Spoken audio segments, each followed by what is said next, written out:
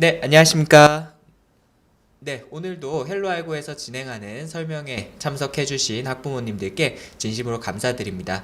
네, 오늘 설명에는요, 헬로알고에서 항상 뭐 특별한 설명에 많이 준비하지만은, 정말 헬로알고에 이제 어떻게 보면은, 어, 핵심이라고 할 수 있죠. 바로 정보올림피아드. 근데 올해도 이제 정보올림피아드 기간이 이제 다가오고 있습니다. 이런 거 보면은 시간이 참 빠른 것 같아요.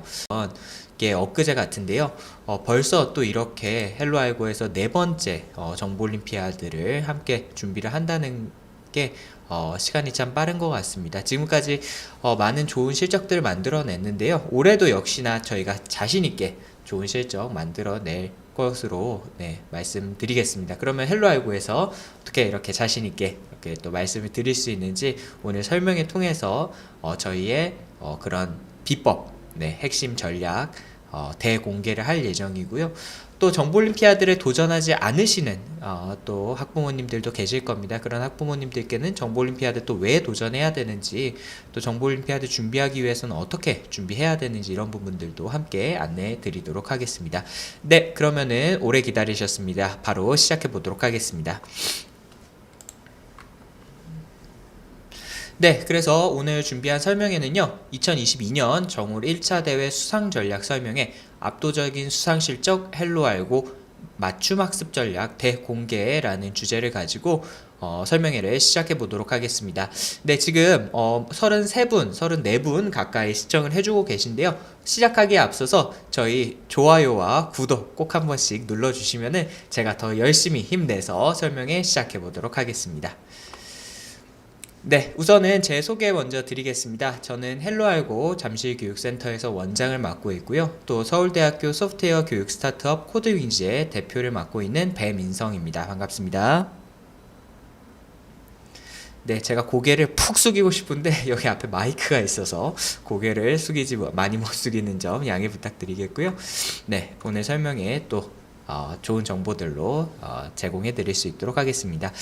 네, 우선은 앞에서 저희 정보올림피아드 이제 얼마 남지 않았다라고 말씀을 드렸습니다. 정보올림피아드 기간이 이제 점점 다가오고 있는데요. 정보올림피아드 같은 경우에는 이제 매년 5월 초에서 중순 정도에 이제 열리게 됩니다. 그래서 작년에는 이제 5월 15일 날 열렸고요. 그걸 저희가 역으로 추측을 해서 아직 올해 일정이 나온 거는 아닙니다. 확정이 된 거는 아닌데요. 저희가 이제 5월 14일 토요일 날 5월 셋째 주 토요일 날 진행이 될 것이다 라고 조심스럽게 예상을 하고 이번 설명회를 진행을 하겠습니다. 그래서 이 일정 같은 경우는 예상 일정이기 때문에 조금 변동이 될 수 있다라는 점은 학부모님들께서 양해 부탁드리겠고요. 다만 저희가 그렇다고 해서 이제 정보올림피아드가 언제 열릴지 발표가 난 다음에 정보올림피아드 준비를 한다라는 거는 늦어질 수밖에 없습니다. 예를 들어서 작년 같은 경우에는 정보올림피아드 발표 일정이 계속 연기가 되다가 정보올림피아드 5월 15일 개최 6주 전에 일정이 발표가 나서 저희 교육 프로그램이라든지 학생들이 준비하는 데 있어서 여러 가지 애로사항이 있었습니다. 그래서 저희는 올해 5월 14일 날 이제 뭐 코로나도 어느 정도 지금 좀 익숙해졌기 때문에 큰 변동은 없을 거라고 생각하고 5월 14일을 기준으로 설명을 드리도록 하겠습니다.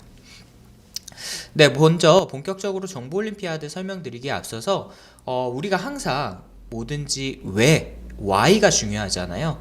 그러면은 지금 학부모님들께서 여기 들어오시는 학부모님들께서 대부분 다 소프트웨어 교육 코딩 공부를 하고 계시는 학부모님들이라고 생각이 되는데요.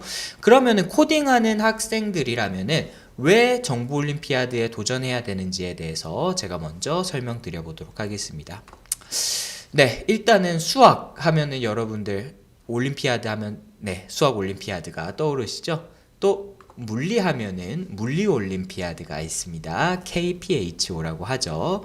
그리고 화학 하면은 화학 올림피아드가 있고요. KCHO. 자, 그러면은 정보 하면은 뭐가 있을까요? 네, 바로 정보 올림피아드가 있습니다. 그래서 이 정보 올림피아드라는 건요, 소프트웨어 분야의 최고 권위의 대회로서 어머님, 아버님들께서 잘 아시는 그런 수올, 물올, 화올과 같은 그런 이공계 쪽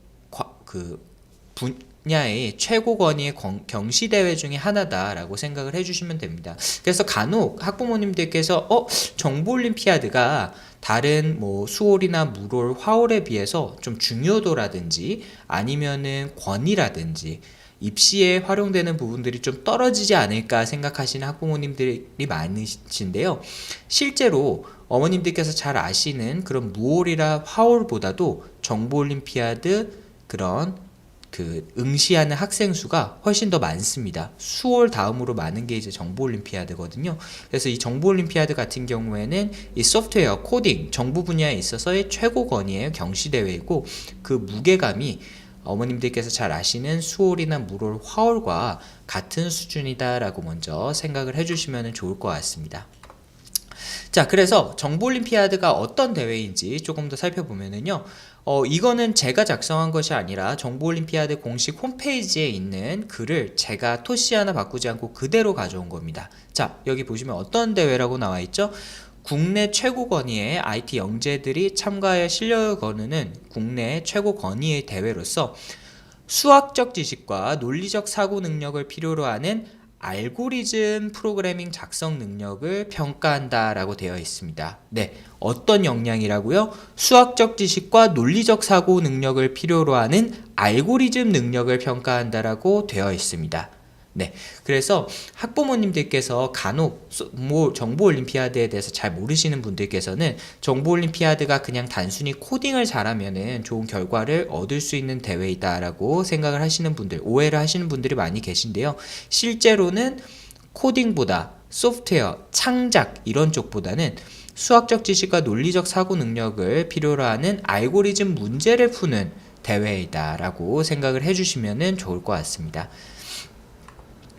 네, 그러면은 이 IT 영재로 성장하는 데 있어서 왜 알고리즘 능력이 중요할까요? 한번 살펴보겠습니다. 방금 정보올림피아드에서도 무언가를 만들어 봤습니다. 잘 만듭니다. 프로그램 개발을 잘합니다. 이런 걸 묻는 것이 아니라 알고리즘 역량을 평가한다라고 했잖아요. 그러면 왜 알고리즘 역량이 중요한지부터 먼저 살펴보도록 하겠습니다. 네, 먼저 첫 번째 이유입니다. 바로 디지털 세상에서의 핵심 역량이기 때문인데요. 이거는 제가 조금 거시적인 관점에서 이 변화하는 세상과 알고리즘의 중요성에 대해서 말씀드려 보도록 하겠습니다. 네, 요즘 뉴스 보시면은 이러한 키워드들 정말 속된 말로 지겹게 귀에 못이 박히도록 많이 나오는 거를 아실 수가 있을 겁니다. 메타버스나 인공지능, NFT.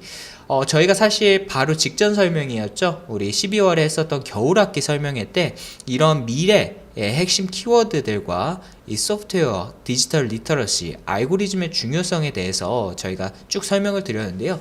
오늘은 제가 짧게만 말씀드리고 넘어갈 겁니다. 그래서 이러한 키워드들의 의미와 또 소프트웨어 교육과의 연결성을 궁금하신 학부모님들께서는 저희 이전 12월 설명에 참고해 주시면 좋을 것 같고요. 저희 유튜브 채널에 올라가 있습니다. 그래서 구독과 좋아요 또 함께 눌러주시길 부탁드리겠습니다.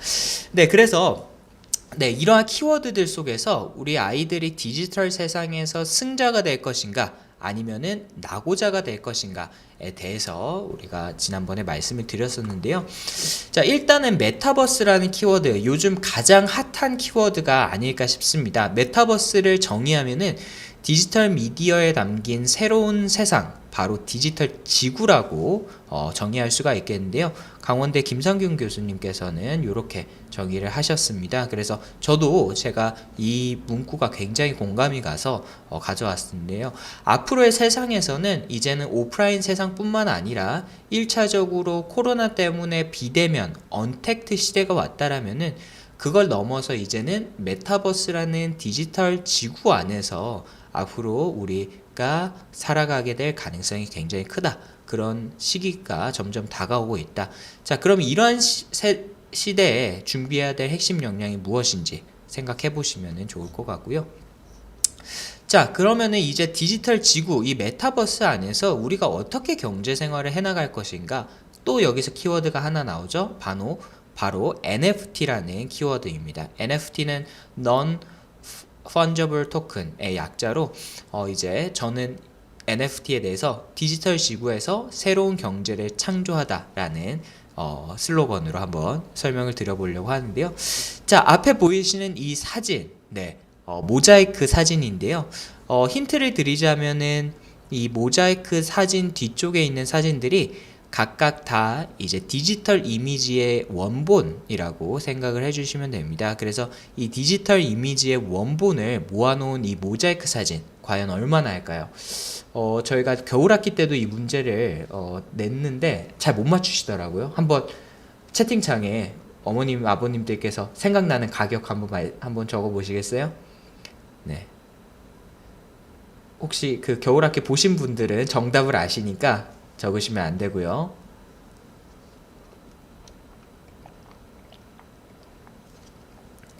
800억. 오, 굉장히 근접하게 맞추셨습니다. 혹시 지난 겨울학기 설명해 보셨나요?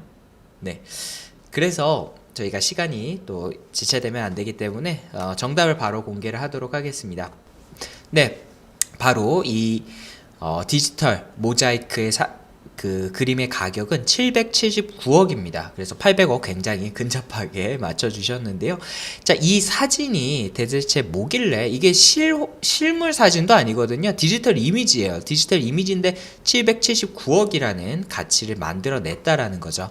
그래서 이 NFT라는 것은 디지털 자산의 원조, 고유성을 만들어서 그 가치를 부여하는 것이다 라고 생각을 해주시면 됩니다. 그래서 이 NFT를 통해서 우리가 디지털 세상에서도 새로운 가치를 만들어낼 수가 있다. 지금까지 우리 파일 같은 경우에는 복사해서 쓰면 되니까 가치가 없다라고 생각을 했는데 이 NFT를 통해서 가치를 부여를 할 수가 있다. 이런 세상이고요. 그래서 이미지, 음악, 프로그램, 한 줄의 코드까지 모두 다 자산이 되고 돈이 되는 시대에 우리가 살고 있다라고 보시면 될 것 같습니다. 네, 그리고 또 새로운 화두를 한번 던져볼 텐데요. 요즘 어머님들, 아버님들께서도 심심하시면은 뭐 넷플릭스나 디즈니 플러스, 뭐 쿠팡 플레이 이런 것들 많이 보시죠?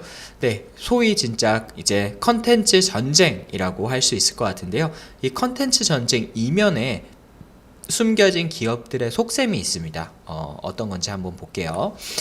네, 그래서 이 컨텐츠 회사들에서 모두 바라보는 한 가지 지향점은 바로 인공지능 세상에 대한 대비입니다. 그래서 왜 인공지능과 컨텐츠가 연결이 되었는지 다음 그 사진에 보시면 아실 텐데요. 자, 우리가 자율주행 자동차 이야기 많이 들으셨죠? 자, 인공지능으로 대표되는 키워드 중에 하나가 바로 자율주행이잖아요. 우리가 자율주행을 하게 되면은 그만큼 여가 시간이 많아지고 또 자동차에서 우리가 생산적인 활동을 보내기 위해서 이런 컨텐츠들의 소비가 굉장히 많아질 것이다. 그래서 컨텐츠 회사들에서 이러한 기술 개발을 함께 또 진행을 하고 있는 경우가 많은데요. 사실 자율주행 자동차, 뭐 뉴스라든지 이런 데서는 많이 보셨겠지만은 우리 일상생활에서 사실 접하기가 아직까지는 쉽지 않는 게 현실입니다. 하지만 이제는 시대가 바뀌어서 얼마 전 2월 9일 날 나온 뉴스 기사거든요. 제가 이 기사를 보고서 설명회 때 꼭 소개를 한번 드려봐야 되겠다라고 해서 가져와 봤습니다. 그래서 2월 9일 날 이제 내일부터 시행된다고 하니까 이제 시행됐죠. 2월 10일부터 시행이 됐는데요. 이제 상암 사시는 분 혹시 여기 계실지 모르겠는데 상암에서 자율주행 자동차가 이제 자율주행 택시입니다. 그래서 앱으로 불러서 이 상암 인근을 셔틀버스처럼 내가 원하는 목적지에 갈 수 있는 그런 서비스가 상용화되었다라고 합니다. 이게 구글에서 만든 자율주행 플랫폼에서 우리나라에 시범 도입을 해서 운영을 하기 시작을 한 건데요. 이제 이런 것들이 점점점 많아지면서 우리가 자율주행 자동차, 자율주행 택시, 더 나아가서 자율주행 버스까지 이제 자율주행으로서 우리가 많은 것들을 해 나갈 수 있는 세상에 거의 다 왔다라고 보시면 될 것 같습니다. 그래서 이러한 세상 우리가 정리하면은 디지털 세상이라고 할 수 있겠는데요. 이 디지털 세상을 살아가기 위한 핵심 역량이 무엇이냐라고 했을 때 바로 이 디지털 세상을 관통하는 핵심 역량, 바로 알고리즘이라고 할 수 있습니다. 그래서 이 알고리즘을 저희는 뭐 단순히 알고리즘 문제를 푼다라는 그런 차원이 아니라 정말 디지털 세상의 문제를 디지털로 해결할 수 있는 문제 해결 역량을 알고리즘이라고 저희는 표현을 하고 싶고요. 그래서 헬로 알고가 이 알고리즘 교육에 집중을 하는 이유다라고 생각을 해주시면 될 것 같습니다. 네, 그 다음으로 이제 두 번째 이유, 좀 더 이제 현실적인 문제들을 한번 들여다볼 텐데요. 바로 대학 졸업 후에 취업 시의 핵심 역량이다라고 볼 수 있습니다. 네, 그래서 제가 이와 관련된 몇 가지 기사들을 준비해 봤는데요. 첫 번째로 최근 이제 지난달 28일 날 나온 기사입니다. 삼성전자 반도체 부문에서 문과 신입생도 신입 그 사원도 이제 코딩을 배워라 라고 하고 있죠. 근데 여기서 단순히 코딩을 배우라가 끝나는 것이 아니라 왜 배워야 되는지에 대해서 이야기를 하고 있습니다. 그래서 코로나19 이후에 기업 환경의 디지털 전환이 가속되면서 모든 직원이 기본적인 소프트웨어 역량을 갖춰야 된다. 즉, 기업에서 요즘 키워드 가장 핵심 화두 중에 하나죠. 디지털 트랜스포메이션. 자, 이제는 모든 기업들이 이 디지털화 되지 않으면 살아남기가 어렵다. 그러면은 당장 그거를 현장에서 받아들여야 하는 이 직원들에 대한 교육이 굉장히 중요하겠죠. 그래서 단순히 개발자들만 코딩을 배우는 것이 아니라 이제는 어떤 직군에 있든지 간에 이 소프트웨어에 대한 기본 역량을 갖춰야 된다라는 거죠. 네, 그리고 개발자들 같은 경우에는 더더욱이나 중요합니다. 특히나 이제 취업과 직접적인 관련이 있다라고 보실 수 있겠는데요. 최근에 이제 IT 개발자로 취업한 50명의 스펙을 보니까 이제 어떤 대학이라든지 학점이라든지 토익 점수 이런 것들이 중요한 게 아니라 이런 스펙이 중요한 게 아니라 본인이 들어가서 개발을 잘 할 수 있는 그런 실무적인 역량과 이 알고리즘 역량을 평가하는 코딩 테스트가 핵심이었다라는 겁니다. 네, 그래서 이제 기업들에서 이런 개발자들을 채용하기 위해서 반드시 거치는 그런 등용문 중에 하나가 바로 코딩 테스트라고 할 수 있겠는데요. 이 코딩 테스트의 시작은 이제 사실 실리콘밸리가 원조입니다. 그래서 구글이라든지 페이스북, 아마존과 같은 그런 기업들이 개발자들을 어떻게 하면 잘 채용을 할 수가 있을까? 거기는 정말 개발자들 채용하는 스케일이 다르거든요. 수백, 수천 명이 이제 수만 명이 지원을 하는데 어떻게 하면 개발자를 더 잘 뽑을 수 있을까라고 했을 때 개발자를 선발하는 데 있어서 그 사람들의 역량을 다 평가하기는 어렵지만은 바로 알고리즘이라는 핵심 역량을 잘 갖춘 친구들이 들어와서도 개발을 잘 하더라. 그래서 실시하게 된 게 이제 코딩 테스트라고 보시면 됩니다. 그래서 구글에서는 매년 킥스타트라는 그런 오픈 컨테스트를 통해서 이제 뛰어난 성적을 거둔 개발자들한테 인터뷰 기회를 제공을 해주고 있고요. 또 삼성 같은 경우에도 소프트웨어 역량 테스트로 이제 알고리즘 문제들을 출제함으로써 이제 개발자들을 선발을 하고 있고, 근데 이 알고리즘 문제 난이도가 그렇게 어렵지 않습니다. 충분히 정보 올림피아드를 도전하는 학생들이라면은 합격할 수 있는 정도 수준이라는 거죠.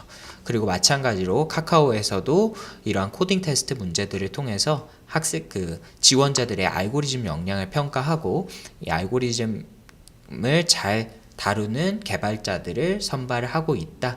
이렇게 보시면 될 것 같습니다. 그래서 결국 정리하자면은요, 요즘 기업들 디지털 트랜스포메이션 때문에 코딩에 대한 수요, 그리고 개발자들에 대한 수요가 굉장히 많아지고 있고, 또 이런 개발자로서 취업을 하기 위한 핵심 키워드가 바로 알고리즘이다. 이렇게 말씀드릴 수 있을 것 같습니다. 네, 그리고 이러한 부분이 이제 대학하고도 좀 연결이 되는데요. 왜냐하면은 당장 대학에서는 학생들이 취업을 잘하는 게 또 대학에서는 굉장히 요즘 중요한 그런 관심사 중에 하나이기 때문이죠. 그래서 제가 기사를 하나 가져왔는데요. 이 기사는 바로 헬로알고 기사입니다.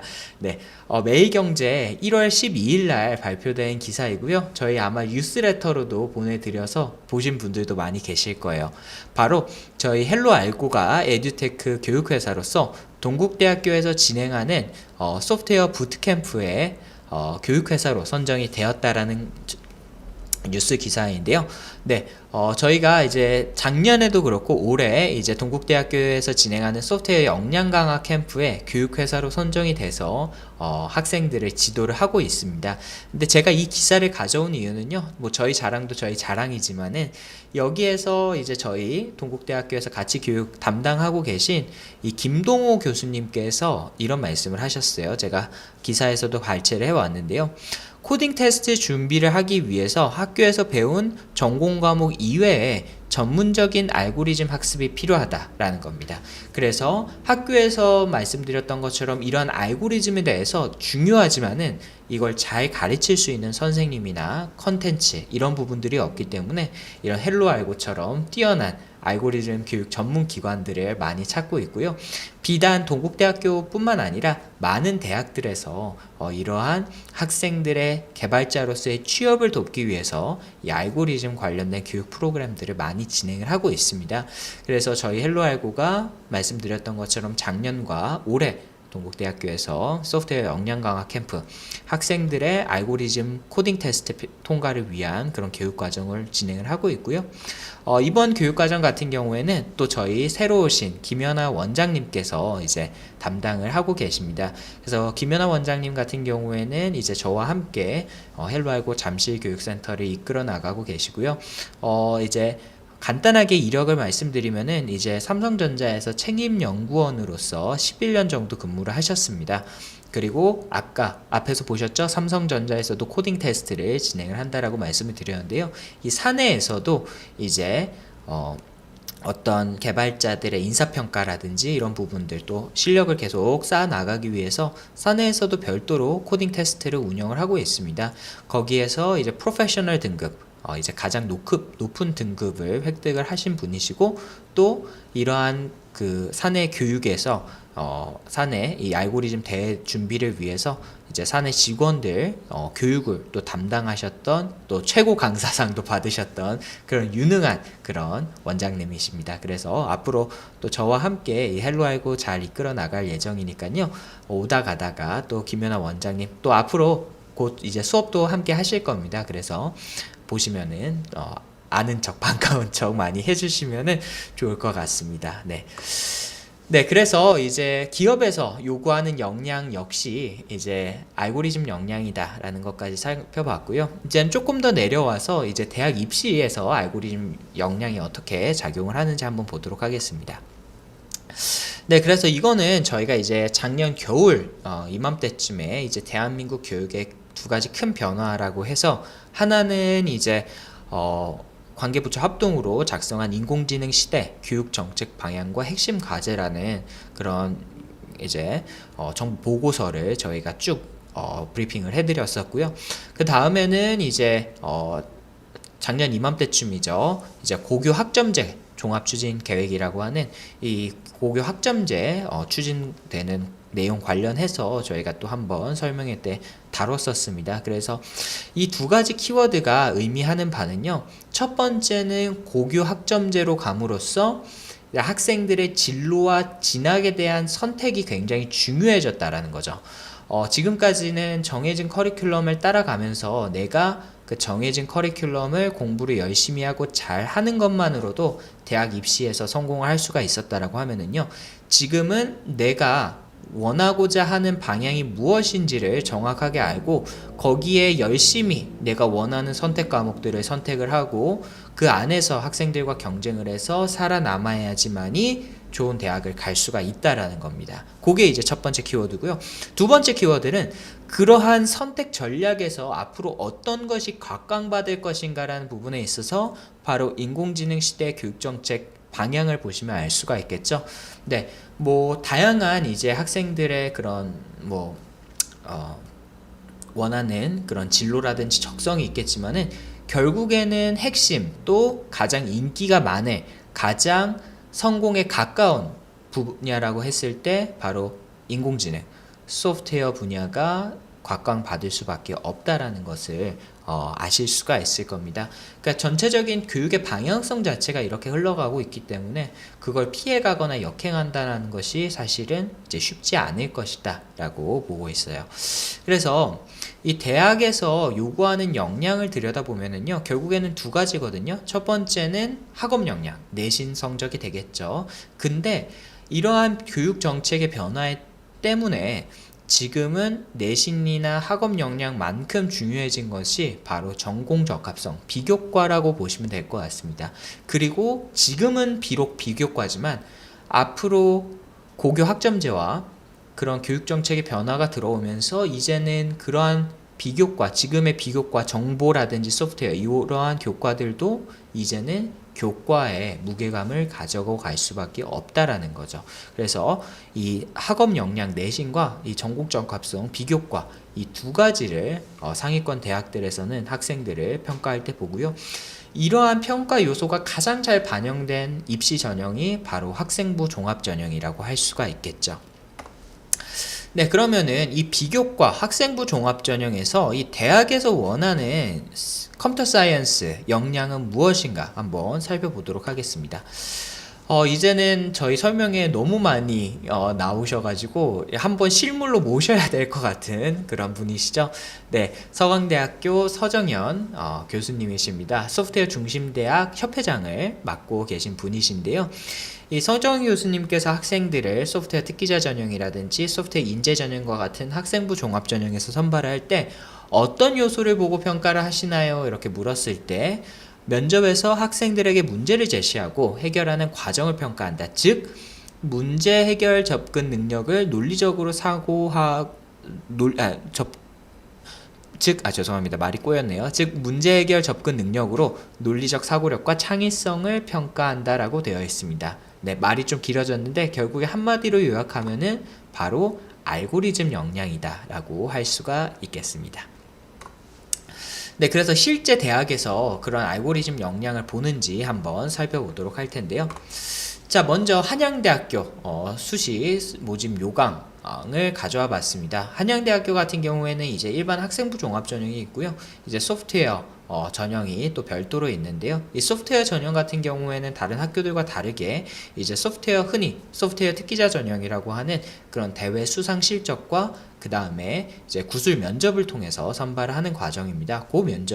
그 부분에 대해서 좀 설명을 드리도록 하겠습니다. 네, 그래서 일단 소프트웨어 전형에서는 먼저 1단계로 실적 평가를 진행을 하게 됩니다. 그래서 서류 평가를 진행을 하게 되고요.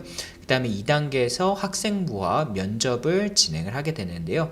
1단계 서류 같은 경우에는 학생부와 자기소개서, 활동 소개서를 제출하도록 되어 있습니다. 근데 이 활동 소개서가요, 이제 기존의 학생부 종합 전형에서는 아시는 분들은 아시겠지만 대외 입상 성적, 교외 입상 성적은 쓸 수가 없잖아요.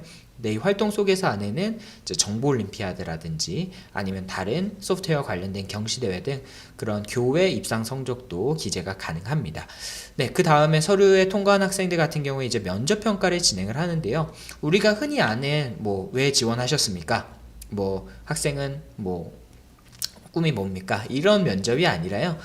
여기 보시는 것처럼 소프트웨어 관련된 제시문을 읽고 활용하는 전공적성 평가를 진행을 한다라고 되어 있습니다. 그래서 아래쪽에 보시면 정보 및 정보과학 교육과정에서 다루는 다양한 알고리즘의 원리를 이해하고 주어진 문제에 맞춰서 이제 설명을 하면 되는데요. 이건 역시나 제가 적은 게 아닙니다. 이 한양대학교 모집 요강에 들어가시면은 이 알고리즘이라는 키워드가 그대로 들어가 있어요. 그래서 한양대학교 역시나 이런 상위권 대학들에서 알고리즘 역량을 굉장히 중요하게 평가한다라는 것이죠. 네, 그래서 이 한양대학교 소프트웨어 인재 전형, 제가 따끈따끈한 이제 작년도, 올해 거는 아직 안 나왔어요. 네, 작년도 소프트웨어 인재 면접 평가 제시문을 한번 가져와 봤습니다. 그래서 이런 문제가 나왔는데요. 시간 관계상 문제 설명을 생략하도록 하고요. 이러한 문제에서 요구하는 역량이 어느 정도냐라고 했을 때 이 문제에서 나온 개념이 이제 정렬과 이진 탐색 알고리즘에 관련된 내용이고요. 헬로알고 교육과정 기준으로는 이제 플래티넘 과정 정도 수준이라고 생각을 해주시면 됩니다. 그리고 이러한 문제를 풀 수 있다라고 하면은요, 정보올림피아드 전국대회 중등부, 동상, 고등부 장려상 수준의 그런 문제들이라는 거죠. 그래서 이러한 문제를 그 정보올림피아드를 준비하게 되면은 이런 소프트웨어 특기자 전형 준비도 자연스럽게 되게 된다라고 보시면 될 것 같습니다. 그래서 실제로 이제 출제자의 의도가 중요하잖아요. 저희 한양대학교에서 어떤 의도로 이러한 문제들을 출제했는지 한번 살펴보면은요. 네, 바로 첫 번째 줄에 나오죠. 주어진 상황에 맞춰서 효율적인 알고리즘을 찾는 문제라고 나와 있습니다. 그리고 이러한 알고리즘을 설계할 수 있는 능력이 있는지 물어보고 있고요. 또 주어진 상황이나 데이터의 특성에 맞춰서 정렬하고 탐색함으로써 효율적인 알고리즘을 만들 수 있는지에 대한 문제이다. 역시나 이 문제의 출제 의도에서도 핵심은 알고리즘이라는 것을 아실 수가 있을 겁니다. 네, 그래서 이 알고리즘이라는 것이 결국에는 이 소프트웨어 중심 대학 및 소프트웨어 관련 학과 진학뿐만 아니라 앞에서 기업에서도 요구한다고 했었죠. 뭐 1차 관련 학과로서 다른 이공계열 그리고 이제는 인문계까지 영향을 끼치는 그런 입시에서의 취업에서의 핵심 키워드다라고 생각을 해주시면 될 것 같습니다.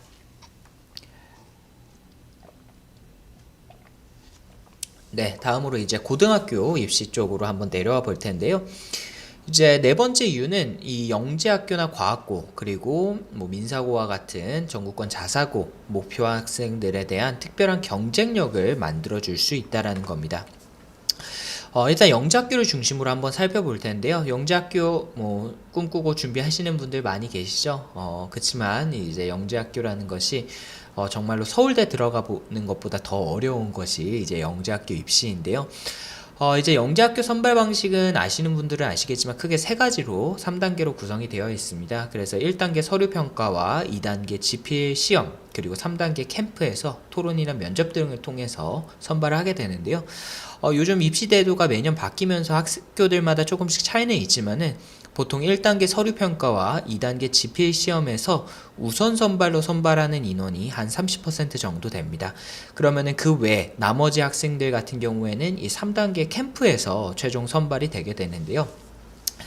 이제 3단계 캠프까지 간다라는 것은 사실은 정말로 그 영재학교 준비하는 학생들 중에서도 좀 특출나게 잘하는 학생들 같은 경우에는 이제 1단계, 2단계에서 다 이렇게 좀 필터링이 되는 거고, 이제 3단계 캠프까지 간다라는 것은 사실은 뭐, 그 캠프를 간 학생들의 공통적인 이야기이기도 하지만은 사실 수학과 과학의 역량적인 측면에서의 큰 차이는 찾아보기가 어렵다라는 것이 이제 공통적인 의견입니다. 그래서 이 캠프 1박 2일 또는 2박 3일 동안 진행되는 이 캠프를 통해서 토론이라든지 면접이라든지 인성검사라든지 이런 부분들을 통해서 어떻게 해서든지 좀 차이를 좀 발견하고 싶다라는 것 때문에 캠프를 가는 거거든요. 그만큼 최상위권 학생들의 수학 변별력이 크지 않다라는 거죠. 자, 그러면은 우리가 여기서 조금이라도 더 돋보이고 살아남기 위해서 어떻게 하면 좋을까요? 바로 시대가 원하는, 대학이 원하는, 또 영재학교나 과학고 자사고에서 원하는 인재가 되면 좋겠죠? 네, 바로 앞에서도 계속 말씀드렸던 것처럼 이 소프트웨어 역량, 알고리즘 역량이 있는 학생들을 조금이라도 더 선발을 하고 싶다라는 겁니다. 그래서 이 캠프에서도 이제 뭐 요즘에 이공계에서 워낙 정보를 빼놓고 이야기를 할 수가 없기 때문에 그 소각이에 남연한 특별함을 부각할 수 있는 핵심 요소로서 정보가 중요하다라고 볼 수가 있겠고요. 또 영재학교나 과학고 자사고에 들어가서는 뭐 교내 정보 경시대회 수상이라든지 교외 정보 경시대회 수상, 아까 정보올림피아드와 같은 그런 대회들 포함해서요. 그리고 IT 관련된 교내 자율동아리 또는 공식 동아리에서 또 리더십을 발현할 수 있다라는 부분, 그리고 정보교과 내신에서 1등급을 가져갈 수 있다라는 부분. 특히나 이 마지막 부분 같은 경우에는요, 제가 실제 한 가지 사례를 말씀을 드리면은 이제 정보올림피아드 중등부에서 은상 수상을 하고요. 이제 열심히 준비를 해서 이제 인천예술영재학교를 재작년에 이제 들어간 학생이 있습니다. 그 친구가 이제 들어가서 이제 정보 내신을 하는데 어머님께서 이렇게 걱정을 하시더라고요. 이제 저희가 헬로알고에서는 이제 알고리즘 공부할 때 이제 C 언어 기반으로 알고리즘 학습을 하고 그 친구도 C 언어로 공부를 했는데 이제 인과형에서는 파이썬으로 내신을 한다라고 하시면서 우리 아이가 파이썬을 안 했는데 내신을 잘 따라갈 수 있을까요? 학교 교과를 잘 따라갈 수 있을까요? 라고 질문을 하셨고요. 제가 어머님께 이렇게 답변을 드렸습니다. 어머님, 그 학생 정도 수준이면은요, 파이썬 따로 공부 안 하셔도 아마 그 학교에서 가장 잘하는 학생일 겁니다. 이렇게 제가 이야기를 드렸는데요. 그렇게 하고 나서 이제 중간고사, 기말고사 딱 보고 나서 성적을 받아 보니까 역시나 그 학생이 이제 전교 1등을 정보 교과에서 했더라고요. 그래서 이렇게 정보 올림피아드를 사실은 꼭 수상까지가 아니더라도 조금만 준비를 한다라고 하면은 충분히 들어가기 전과 후에 그런 경쟁력을 만들어낼 수가 있다라는 것을 학부모님들께서 꼭 좀 기억을 해주셨으면 좋겠습니다. 네, 그래서 결론은요, 이런 학교들에 들어가서 학생부 종합전형을 위한 전공적합성의 경쟁력도 만들 수가 있고요. 또 소프트웨어 중심 대학의 특기자 전형으로서 또 지원이 가능하다. 이런 두 마리 토끼를 모두 다 잡을 수 있는 것이 알고리즘 정보올림피아드 준비다라고 생각을 해주시면 될 것 같습니다. 네, 그리고 이거는 요즘 또 대선이 얼마 남지 않았잖아요. 그래서 제가 뉴스를 보다가 이제 좀 눈에 띄는 기사가 하나 있어서 그냥 재미로 하나 가져와 봤습니다. 네, 그래서 이제 대선 주자분 중에 한 분이요, 이제 디지털 영재학교를 신설하겠다라는 공약을 하셨더라고요. 그래서 이게 얘기가 나온 맥락이 이제 소프트웨어 이런 기술 테크 이런 쪽이 IT 이런 쪽이 굉장히 중요하다라고 이야기를 하면서 디지털 인재를 양성해야 되고 또 거기서 우리 지금 과학영재학교처럼 이제 소프트웨어 분야를 좀 전문적으로 하는 디지털 영재학교를 세우겠다 이렇게 이야기를 또 하신 적이 있습니다. 근데 이게 사실은 제가 좀 재밌으라고 가져온 거긴 하지만요, 저는 실제로 이제 얼마 남지 않았다고 생각을 합니다. 그래서 앞에서도 이런 대학이나 기업들의 변화가 있으면서 지금 쭉 고등학교까지 제가 내려오면서 설명을 드렸잖아요. 이제 디지털 영재학교, 저는 곧 생길 거라고 생각을 하고, 언제 생길지 모르기 때문에 미리미리 지금부터 준비를 하셔야지 디지털 영재학교도 영재학교니까 준비를 하실 수 있을 거라고 생각이 됩니다. 네, 그 다음에 다섯 번째로 이제 소프트웨어 특성화고 입시 성공 비결이라고 말씀드릴 수 있을 것 같은데요. 이제 앞에서 디지털 영재학교 말씀드렸지만은 실제로 그와 비슷한 역할을 하는 학교들이 이미 있습니다. 바로 소프트웨어 특성화고라고 할 수 있겠는데요. 어머님들께서 또는 아버님들께서 아직도 특성화고 하면은 예전에 공고나 상고 생각하시면서 그런 공부 못하는 애들 학생들 가는 학교 아니야? 라고 생각을 하실 수도 있는데요. 이제는 시대가 완전히 변했고 이런 소프트웨어 특성화고들 중에서도 탑3라고 할 수 있는 그런 특성화고들이 있습니다. 바로 뒤에서 말씀드릴 텐데요. 그 탑3 중에서 독보적인 원탑이라고 하면은 바로 한국 디지털 미디어 고등학교를 뽑을 수가 있을 것 같아요. 그래서 제가 작년도 디미고 입시 결과를 가져와 봤는데요. 여기 입시 결과표를 보시면 아시겠지만 서울대 3명을 비롯해서 연세대 14명, 고려대 6명, 한양대학교 같은 경우에 20명 이렇게 해서 총 189명의 학생들 중에서 스카이를 15% 이상, 그리고 상위 11개 대학의 35% 이상의 학생들이 진학을 했습니다. 사실 이 정도 실적이면은 웬만한 그런 일반고는 뭐 엄두도 못 낼 그런 실적임과 동시에 예전에 우리 흔히 이제 외고나 전국권 자사고라고 할 수 있는 특목고 수준의 입시 결과라고 말씀드릴 수 있을 것 같아요. 그래서 요즘은 이러한 소프트웨어 특성화고들을 특성화고라고 쓰고 특목고라고 읽는다 이렇게 표현하는 그런 농담도 있을 정도입니다. 그래서 이 소프트웨어 특성화고에 대한 인기가 나날이 높아지고 있고 이 진로와 또 대학 진학에서 특성화고 특별전형이라는 유리한 부분이 있거든요. 그래서 이 진학을 동시에 두 마리 토끼를 동시에 잡을 수 있기 때문에 이 소프트웨어 특성화고에 대한 인기가 나날이 높아지고 있고 한국 디지털 미디어 고등학교라든지 선린 인터넷고, 단대 소프트고에 대한 학부모님들의 관심이 굉장히 높아지고 있습니다. 근데 이러한 소프트웨어 특성화고를 들어가는 데 있어서 가장 쉽고 가장 확실한 방법 중에 하나가 바로 정보올림피아드 수상이에요. 그래서 이 디미고 모집 요강을 보시면은요, 디미고 같은 경우에는 내신만 보는 일반 전형과 그 다음에 기타 활동들을 보는 이제 특별 전형으로 나뉘어지게 되는데요. 내신만 보는 그런 전형에서는 내신으로 100분위가 10% 안쪽, 그러니까 우리 반에 이제 한 30명 학생이 있으면은 한 1, 2등 해야지 갈 수 있는 정도 내신이 나와줘야 되는데, 또 그게 사실 어머님들 아시겠지만 쉽지는 않잖아요. 근데 이 정보올림피아드에서 전국대회 동상 이상을 수상하게 되면은 프리패스다라고 생각을 해주시면 됩니다. 뭐 다른 그런 것들을 뭐 웬만큼 망치지 않는 이상 프리패스이기 때문에 이 정보올림피아드에서 동상은 사실 누구나 노력해서 열심히 공부하면은 따라갈 수가 획득을 할 수가 있거든요. 그래서 저희는 디미고 목표로 하신 학부모님들께는 제 1차로 내신도 중요하지만은 정보올림피아드 도전하시는 것이 가장 쉽고 빠른 방법이다 라고 말씀을 드리고 있어요. 네, 그리고 마지막 6번째 이유로 이제 대학부설 소프트웨어 영재원 합격 대비가 가능하다라는 점인데요.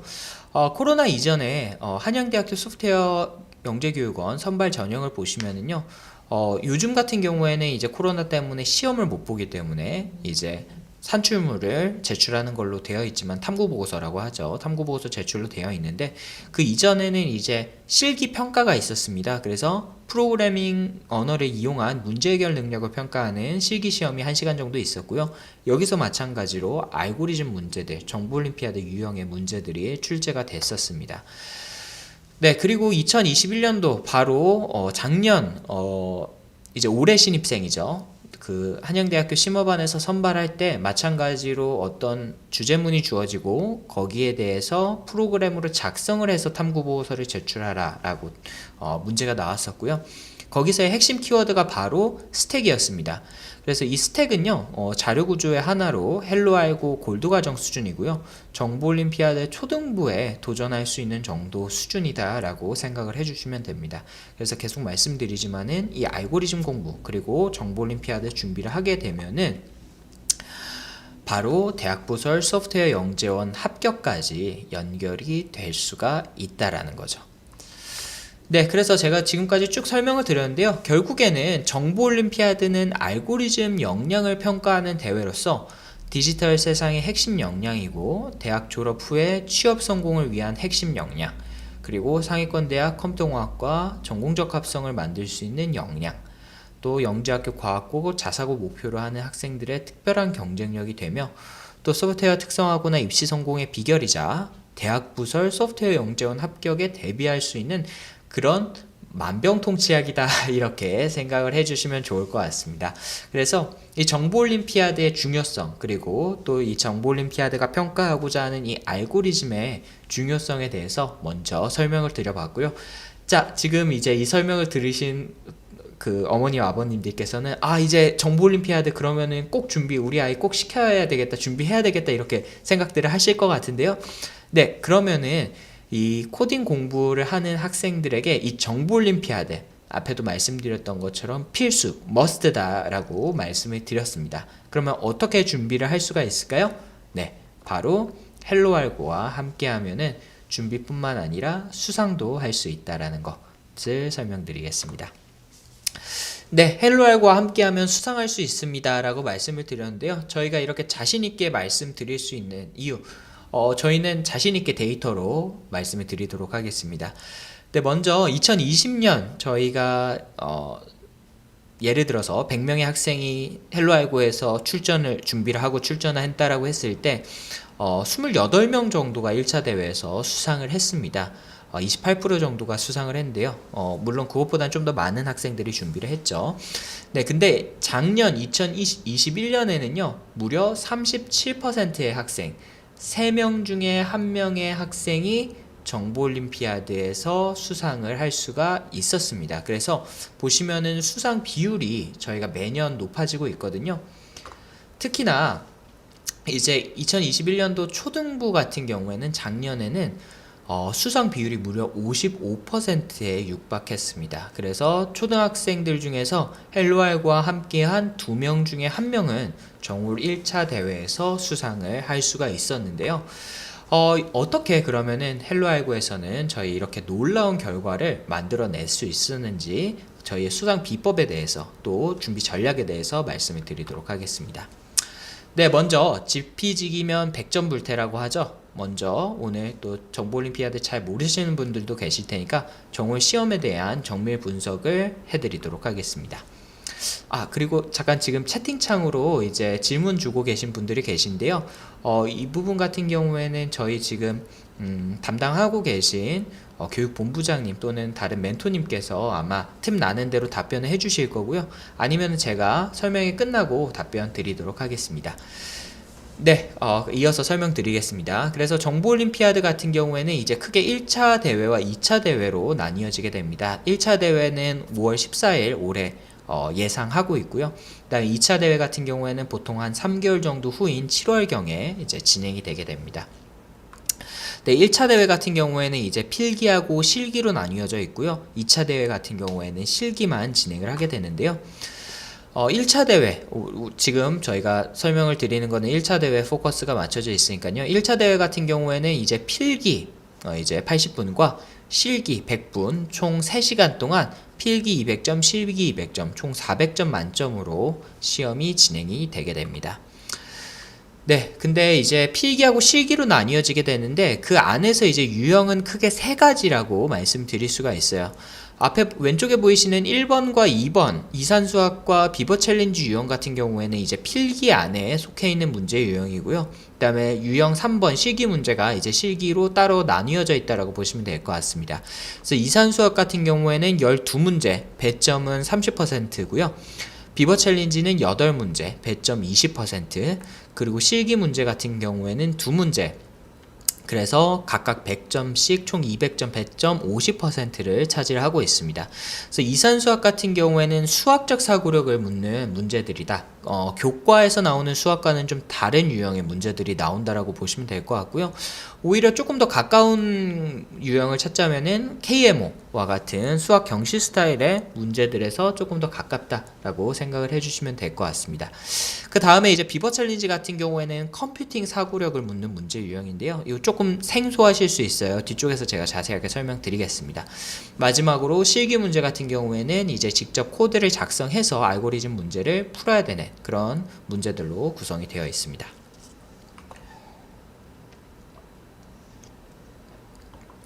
네, 그러면 정보올림피아드 1차 대회 기출문제 바로 해부 한번 해보도록 하겠습니다.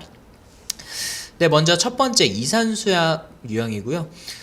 이 그래프 같은 경우에는 사실은 공식적으로 나온 그래프는 아닙니다. 근데 저희가 이제 이산수학 학생들 지도하기 위한 학습 컨텐츠 연구 개발을 하면서 지금까지 나왔던 약 10여 년도의 이산수학 기출 문제들을 분석을 해보니까 크게 5가지 중심 개념과 26가지 세부 개념으로 나뉘어져 있더라라는 거죠. 그래서 이산수학 같은 경우에는 대수, 조합, 동적계획법, 그래프, 논리 이렇게 5가지 중심 개념으로 구성이 되어 있고요. 그 안에 각각의 26가지 세부 개념들로 구분이 되어 있습니다. 네, 그러면은 뭐 대표적으로 문제 유형 몇 가지만 한번 살펴보고 갈 텐데요. 시간 관계상 뭐 한 문제씩만 살펴보도록 하겠습니다. 뭐 대수 대표 유형 같은 경우에는 1부터 예를 들어 10까지 자연수를 모두 곱한 수를 x라고 했을 때 x를 16진수로 표기하면은 몇 개의 0이 오른쪽에서 연속적으로 나타낼까라고 되어 있죠. 근데 앞에서 말씀드렸던 것처럼 이 이산수학 같은 경우에는 어떻게 보면은 대비 전략이 상대적으로 좀 심플할 수가 있습니다. 제가 왜 이 말씀을 드리냐면은 바로 아래 문제 보시면은 아시겠지만은 이게 다른 연도에 나온 문제들인데 거의 비슷한 유형의 문제가 출제가 된 것을 확인을 하실 수가 있어요.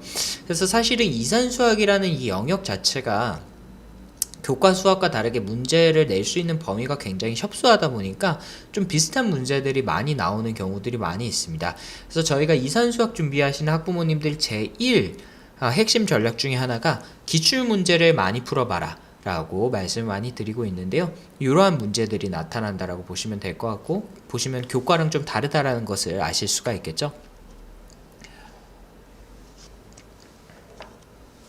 네, 다음으로 조합 쪽 대표 문제 유형 한번 보시면은요. 자전거의 주행거리를 기록하는 장치가 세 자리로 구성되어 있다. 0부터 999km까지 기록할 수 있을 때 1씩 이렇게 계기판이 올라가게 되면은 이 계기판에서 1이 등장하는 횟수는 몇 번인가, 이런 문제들이 출제가 된다라고 보시면 됩니다. 예, 조합, 경우의 수를 구하는 문제들인 거죠.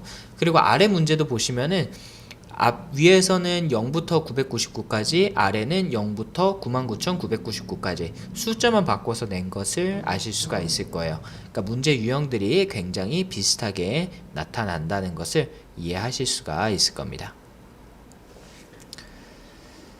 네, 다음으로 이제 동적계획법 대표 문제인데요. 이거는 대표적으로 이제 길찾기 문제가 그런 대표적인 유형 중에 하나이고요. 요거는 이제 학부모님들께서도 학창 시절에 한 번 정도씩은 풀어보셨을 문제일 거라고 생각이 되고, 이제 실제 기출 문제들 제가 좀 더 유형 분석을 한번 해볼 텐데요. 이거는 이제 작년도 기출 문제를 제가 한번 가져와 봤습니다. 근데 앞에서도 대표 문제들 보여드리면서 이 기출 문제들을 보여드린 이유가요, 저희가 지속적으로 저희 컨텐츠 연구팀에서 문제 유형들을 분석을 하고 있고, 또 특강에서 그러한 문제 유형들과 유사한 문제들을 계속 다루고 있습니다.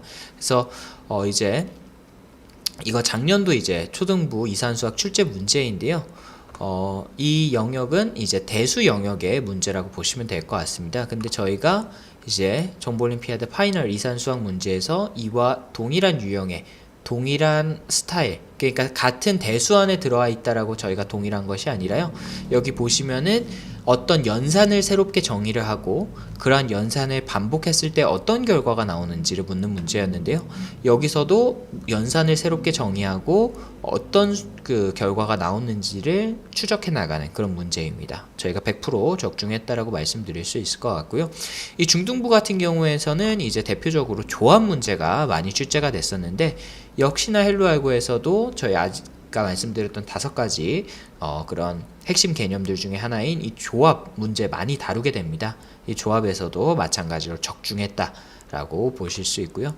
마지막으로 고등부 같은 경우에도 이제 동적계획법과 관련된 문제가 출제가 돼서 헬로알고에서 특강을 들었던 학생들 같은 경우에는 굉장히 수월하게 문제를 풀 수 있었다라고 보시면 될 것 같습니다.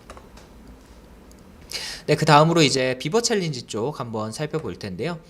네, 비버 챌린지, 학부모님들께는 다소 좀 생소하실 수 있는데, 이제 소프트웨어 분야에 있어서 우리가 보통 소프트웨어 공부를 하게 되면은 코딩, 그 컴퓨터로 이제 소프트웨어 공부를 한다라고 생각할 수가 있는데, 사실은 컴퓨팅 사고력이라는 것을 기르기 위해서는 꼭 컴퓨터로 공부를 하지 않아도 괜찮습니다. 어떤 지필이라든지 그런 컴퓨팅 사고력을 기를 수 있는 문제들을 계속 접해 나가다 보면 컴퓨팅 사고력이 자연스럽게 길러지게 되는데요. 이러한 컴퓨팅 사고력을 길러나갈 수 있는 그런 문제, 그리고 그런 문제들을 기반으로 한 대회 이름이 비버 챌린지라고 생각을 해주시면 됩니다. 네, 그래서 비버 챌린지 문제 유형들 한번 보시면은요, 예를 들어서 구술이 이렇게 있다라고 했을 때 이 몇 번 이것을 교체를 이렇게 좌우 붙어 있는 것끼리 하면은 1부터 9까지 정렬을 할 수 있는지, 이런 부분들에 대한 문제, 변수와 정렬의 개념에 대한 문제라든지, 아니면은 이제 이거는 나이트, 그 체스 말 중에서, 체스 기물 중에서 이제 나이트라는 기물이 있는데요. 이 나이트를 활용해서 이 왼쪽 위에 보이시는 시작점부터 오른쪽 아래에 있는 끝점까지 이제 몇 번 만에 최소 그 횟수로 도달할 수 있는지를 묻는 문제들도 이제 나왔고요. 이런 문제 같은 경우에는 또 저희가 이제 비버 챌린지도 이 필기 특강에서 다루면서 나이트 옮기기라는 문제로 저희가 많이 접했었던 문제들 중에 하나입니다. 그래서 역시나 적중을 했었던 그런 사례이고요. 네, 그 다음에 이 비버 챌린지 문제 같은 경우에 고등부 같은 경우에도 반복과 정렬의 개념을 묻는 문제들이 출제가 되고 있습니다. 그래서 앞에서 보셨던 이산수학과는 조금 결이 다른 문제들이다. 이산수학 같은 경우에는 수학적 사고력, 비버 챌린지는 컴퓨팅 사고력을 묻는 문제들로 구성이 되어 있다라고 보시면 될 것 같은데요. 작년에 이제 이 비버 챌린지를 처음 도입한 게 2019년이었고요. 2020년까지는 큰 변화가 없다가 2021년에 새로운 유형의 비버 챌린지 문제들이 등장을 했습니다. 신유형이 등장을 했는데요. 핵심은요, 이 비버 챌린지라는 것도 사실 컴퓨팅 사고력을 묻는 문제다 보니까 이제 문제를 출제할 수 있는 풀이 굉장히 한정적입니다. 그래서 이 비버 챌린지 또 정올 출제하시는 분들이 머리를 어떻게 썼냐면은 알고리즘 문제를 이제 비버 챌린지로 바꿔서 내는 거죠. 그래서 실제로 작년에 있었던 비버 챌린지 예시 문제 초등 20번 문제 보시면은요, 이제 가위바위보를 해서 이긴 횟수와 진 횟수, 뭐 최대로 이길 수 있는 횟수 이런 부분을 묻는 문제였는데요. 이 문제가 실제로 예전에 2012년 초등부에서 나왔었던 카드놀이라는 기출문제와 굉장히 유사한 그런 형태의 비버 챌린지 문제가 나왔었고요. 지금 보시는 이거는 이제 알고리즘 코딩해서 푸는 문제를 보시는 겁니다. 그거를 이렇게 그 비버 챌린지 필기 문제로 변환을 했다라고 보시면 될 것 같고요. 그리고 중등부에서 또 고등부에서 이와 비슷한 문제들이 나왔는데요. 이것도 이제 단조 증가 수열과 관련된 문제인데 이것도 역시나 마찬가지로 숫자를 하나를 증가시키고 감소시킬 수가 있을 때 최소한의 비용으로 어떻게 하느냐, 단조 증가 수열을 활용해서 비버 챌린지 문제 유형과 동일하게 나온 것을 확인을 하실 수가 있습니다. 그래서 이제는 비버 챌린지 준비를 할 때 단순히 뭐 전 세계 비버 챌린지 기출 문제만을 놓고 푸는 것이 아니라 이제는 이 알고리즘 문제들을 이 비버 챌린지화 시키는 작업이 필요하고요. 또 저희 헬로알고는 또 자체 연구진이 있기 때문에 이런 부분들을 학생들한테 준비를 하기 위해서 이번에 교육 컨텐츠를 개발을 해 나가고 있습니다. 네, 마지막으로 이제 실기 프로그래밍 부분 설명드리도록 하겠습니다. 실기 부분은요, 어머님 아버님들께서 요 그래프 하나 보고 이해하시고 가면은 이해가 굉장히 쉬우실 거예요. 뭐냐면은 이 문제 유형별로 난이도가 이제 조금씩 겹친다라고 생각을 해주시면 되는데요. 이제 초등부에서 2문제, 중등부 2문제, 고등부 2문제씩 각각 나오게 되는데 초등부에서는 1번, 2번, 그리고 이 초등부 2번 문제가 중등부 1번 문제와 난이도가 비슷하다. 또 중등부 2번 문제는 고등부 1번 문제와 난이도가 비슷하다라고 보시면 될 것 같고요.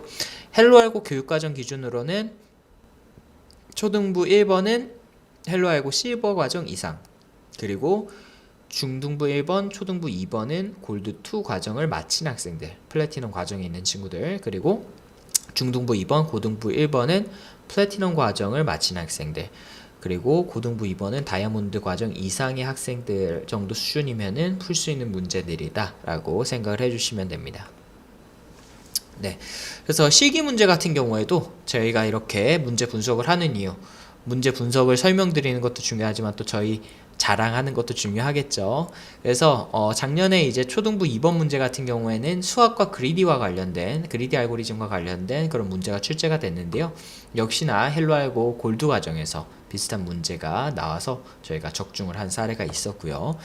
또 중등부 이제 2번 문제 다이어트 문제 같은 경우에도 이제 백트래킹 알고리즘, 재기함수를 활용한 백트래킹 알고리즘을 사용하는 문제였는데 이 역시로도 저희가 동일한 유형의 그런 문제들을 플래티넘 과정에서 학습을 한 경험이 있어서 적중을 했다라고 보시면 될 것 같습니다.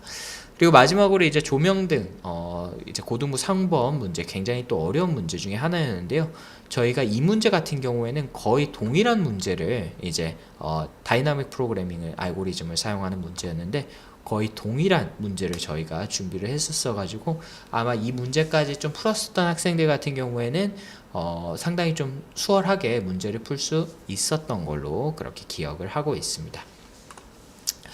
네, 그래서 1차 저희가 작년도 1차 대회 총평을 하면은요, 이산수학 같은 경우에는 좀 공통된 유형이 반복해서 출제가 되고 있다.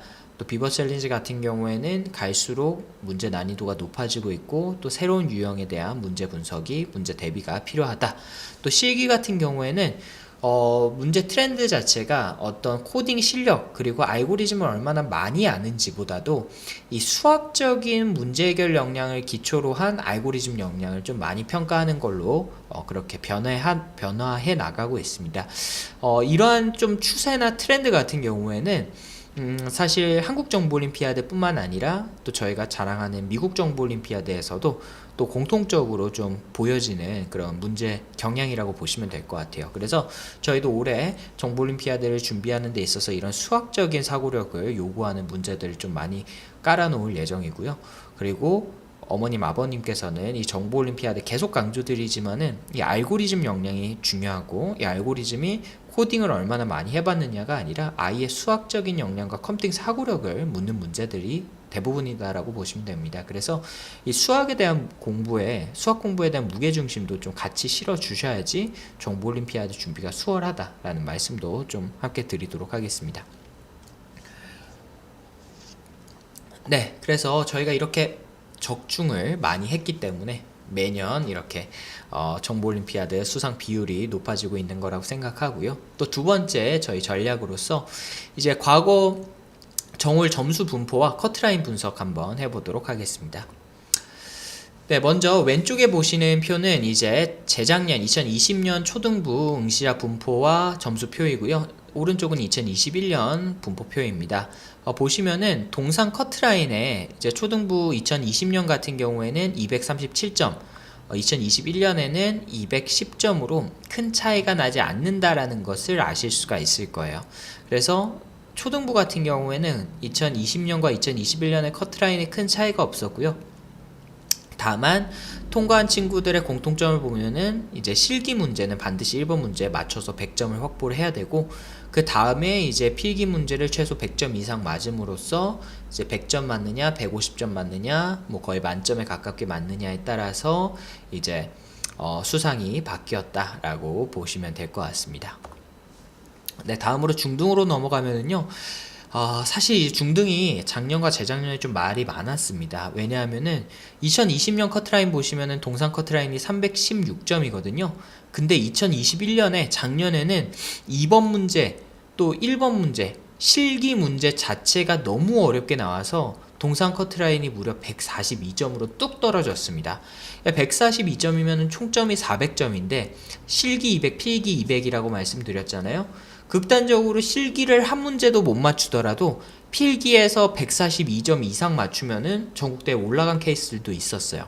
근데 이게 사실은 중등부에서 이게 역사적으로 보면은 한 3년에 한 번, 5년에 한 번꼴로 종종 일어나는 일이기는 한데, 어찌됐든 간에 이 중등부 같은 경우에는 좀 실기 난이도 편차가 심했고, 결국에는 이제 실기 문제를 그래도 조금이라도 풀 수 있느냐, 부분 문제를 맞출 수 있느냐가 점수 획득에 있어서 굉장히 큰 변별력으로 작용을 했다라고 보시면 될 것 같습니다. 네, 그 다음에 세 번째 고등부 같은 경우에도 좀 비슷한 현상인데요. 2020년 같은 경우에는 동상 커트라인이 358점이었던 반면에 2021년에는 동상 커트라인이 258점으로 100점 가까이 떨어졌습니다. 이 100점이 떨어졌다는 것은 결국에는 실기 문제 한 문제의 차이라는 뜻이거든요. 그래서 작년에 문제를 봤더니 2번 문제, 3번 문제가 좀 상대적으로 많이 어렵게 출제가 되다 보니까 이제 한 문제 정도 풀고 이제 필기 점수를 잘 받은 그런 케이스들이 많았고요.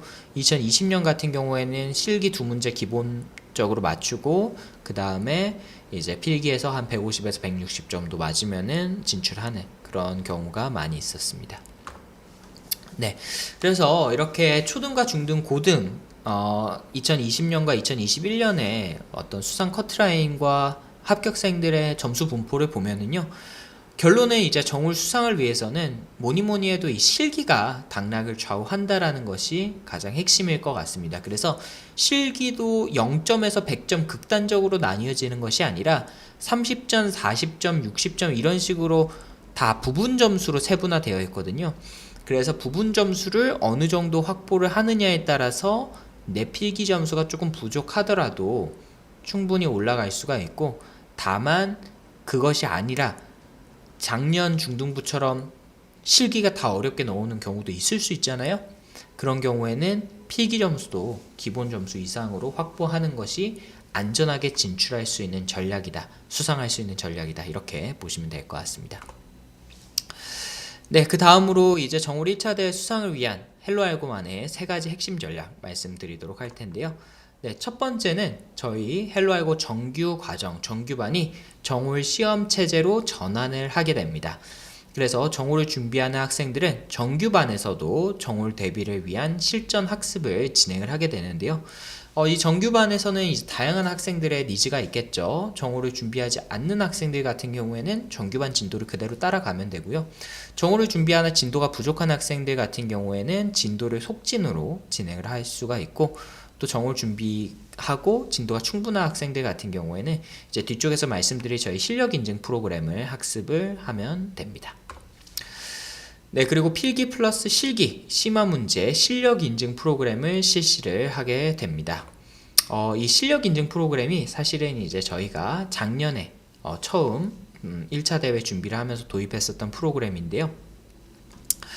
이 프로그램이 굉장히 큰 성공을 거뒀다라고 저희는 생각을 하고 있습니다. 그래서 이 실력 인증 프로그램이 이 헬로알고의 지난 3년간의 교육 노하우가 집대성된 그런 프로그램이다 라고 할 수가 있겠는데요. 컨텐츠다라고 할 수가 있겠는데요. 시험에 출제되는 핵심 알고리즘 개념을 10가지를 각각 5단계로 나뉘어서 학생들이 어떤 개념이 부족한지 분석하고 학습의 이해도가 부족한 개념에 대한 집중 학습을 하는 프로그램입니다. 그래서 각각의 단계별로 5문제 내외로 구성되어 있어서 학습을 우선 진행을 하고요. 각각의 단계를 통과하기 위해서는 반드시 인증평가를 실시를 해서 통과를 해야 되고, 인증평가는 한 문제에서 2문제 정도 시험으로 진행이 되게 됩니다. 설명만 들으시면 잘 모르시겠죠? 그래서 제가 인증 프로그램 표를 하나 가져와 봤습니다. 자, 예를 들어서 중등부 은상을 목표로 하는 학생이다. 그러면은 구현은 4단계까지, 완전 탐색은 3단계, DFS는 2단계, BFS도 2단계, DP는 1단계, 이진 탐색은 1단계, 이렇게 이제 인증 마크가 찍혀져 있죠. 실제로 학생들이 목표로 해야 되는 거는 구현은 5단계, 완전 탐색은 4단계, 이렇게 학습 목표가 정해져 있는 겁니다. 거기서 학생들이 이제 그런 인증을 통과할 때마다 도장을 저희가 하나씩 찍어주는 거예요. 그래서 이러한 각각의 단계들을 개념별로 모두 다 클리어를 해야지 정올에서 목표로 하는 중등부 은상 이상을 수상을 할 수가 있다. 이렇게 저희가 학생의 학교급과 수상 목표를 기준으로 해서 이렇게 저희가 인증 프로그램을 개발했습니다. 그래서 이 인증 프로그램의 효과는 학생들이 지금 어떤 개념을 잘 모르고 어떤 개념에서 어느 정도 단계까지 와 있는지를 학생들의 약점을 진단할 수 있다는 것과, 또 학습의 동기부여, 학생들이 목표 단계를 하나씩 밟아 나가는 그런 학습의 동기부여로서 저희가 이번 최대 실적의 가장 큰 원동력이 아니었나라고 생각을 하고 있고요. 이거는 사실 많은 컨텐츠 분석과 또 컨텐츠 제작의 노하우가 있어야 되기 때문에 다른 어떤 학원에서도 따라하기 어려운 그런 저희만의 핵심 전략이다라고 말씀드릴 수 있을 것 같습니다. 그리고 저희가 올해는 필기에도 이걸 확대해서 적용하려고 계획을 하고 있습니다. 그래서 헬로알고 올해 필기 1차 대회 필기 대비 전략은요, 먼저 첫 번째로 모든 학생들이, 저희 정규 과정에서는 사실 실기만 하기 때문에 모든 학생들이 정오를 준비하기 위해서 먼저 필기 기초 역량 평가를 진행을 하고요. 그 다음에 이 필기 실력 인증 프로그램을 진행하는 방식으로 진행을 할 예정입니다. 네, 그래서 예를 들어서 아까도 말씀드렸던 것처럼 크게 5가지 핵심 개념과 26가지 세부 개념으로 나뉘어진다라고 말씀드렸는데요. 이산수학 개념 같은 경우에도 예를 들어서 조합, 대수, 약수, 배수, 포함, 배제, 대수 모듈러, 동적계획법, 관계식, 이런 개념들이 있을 때 이런 개념들을 이런 인증 프로그램을 통해서 학습해 나감으로써 필기 점수를 목표하는 수준까지 끌어올리는 데 큰 원동력으로 작용할 것으로 기대를 하고 있습니다. 네, 마지막으로 이제 지금부터 이제 집중을 해서 잘 들어주셔야 돼요. 자, 개인별 맞춤 학습 전략 설계 부분인데요. 저희 헬로알고는 크게 8가지 알고리즘 커리큘럼으로 구성이 되어 있습니다. 8단계로 이제 구성이 되어 있는데요. 학생들의 각각의 단계별로 학생별로 나만의 학습 전략을 저희가 만들어 드리고 있습니다. 그래서 나만의 학습 전략이 어떻게 나오는지, 사실 학생들별로 구체적인 학습 전략은 재원생 같은 경우에는 저희 담당 멘토님들께서 이제 학습 상담을 주실 거예요. 그러면은 그걸 통해서 이제 상담을 통해서 앞으로의 특강이라든지 이런 부분들 준비를 하시면 되는데, 그 이전에 전반적으로 저희가 어떻게 준비가 되어 있는지를 먼저 설명을 드리도록 하겠습니다. 네, 먼저 초등부 개인별 학습 전략입니다. 초등부 아까 필기 부분 같은 경우에는 개념별 기초 수준 문제에서 출제가 되기 때문에 크게 어려움은 없고요. 그 다음에 실기 문제를 위해서는 입출력, 자료형, 조건문, 반복문, 배열, 이중반복문, 2차원 배열, 문자열과 같은 C언어 기초문법과 기초 알고리즘, 즉 헬로 알고 기준으로 실버 정도 수준의 학습이 필수적으로 진행이 되어야 합니다. 그래서 예를 들어서 초등학생인데 현재 브론즈 과정에서 학습을 하고 있다. 이 학생에게 현실적인 목표는 초등부 1차 대회 장려상 이상을 수상하는 것이 목표일 거고요. 진단을 했을 때 이런 진단이 나올 수 있을 겁니다. 초등부 실기 1번 문제를 도적하기에는 아직 개념 학습이 부족하기 때문에 첫 번째 전략, 실버까지 과정 학습 후에 1번 문제를 안정적으로 푼다. 2번 전략, 부족한 실기 점수를 확보하기 위한 필기 고득점이 필요하다. 자, 그렇게 전략이 두 가지가 나왔을 때 어떤 프로그램을 저희가 추천을 드리냐면요. 먼저 정규반과 진도 속진 특강이 있습니다. 진도 속진 프로그램을 병행하면서 필수적인 개념을 4월까지 속진으로 진행을 하고요. 그 다음에 주말 실전 특강을 통해서 주말 실전 특강 수강을 통해서 필기에 대한 실전 감각과 실기 문제 해결 역량을 인증 프로그램을 통해서 길러나갑니다. 또 부족한 실기 점수, 여기 오타가 났네요. 필기 점수를 보완하기 위한 필기 고득점 프로그램도 필요하면은 추가적으로 들어주시면 좋겠습니다. 이렇게 현재 아이의 학교급과 그 다음에 아이의 현재 수강반, 수강 진도를 바탕으로 해서 저희가 이렇게 개인별 맞춤형 학습 전략을 짜드리고 있는 거죠.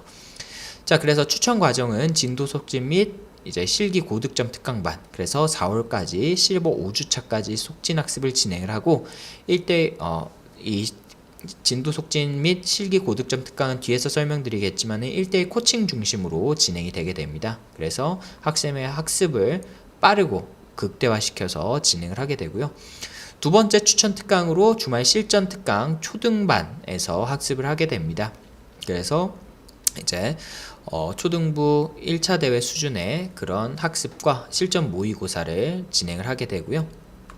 그 다음에 세 번째로 필기 고득점 특강 초등반을 수강을 함으로써 필기에서 150점 이상을 안정적으로 획득할 수 있는 것을 목표로 하게 됩니다.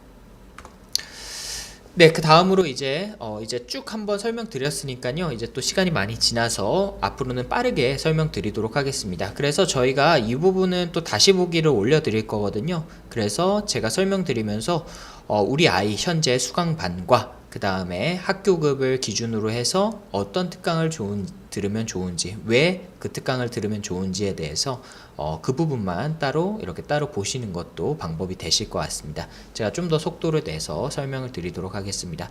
네, 그래서 실버 과정 같은 초등학생인데 실버 과정에 있는 친구들 같은 경우에는 현실적으로 이제 초등부에서 장려상 그리고 동상까지 목표를 해볼 수 있는 그런 단계라고 보시면 될 것 같습니다.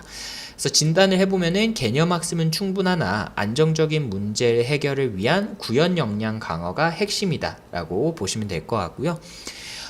전략은 1번 문제를 완벽하게 해결하고 2번 문제 도전을 하기 위해서 부분 점수를 받기 위한 구현 역량 강화를 하고 2번 문제 전략 두 번째 부족한 실기 점수를 보완하기 위한 필기 고득점이 필요하다라고 보시면 될 것 같습니다.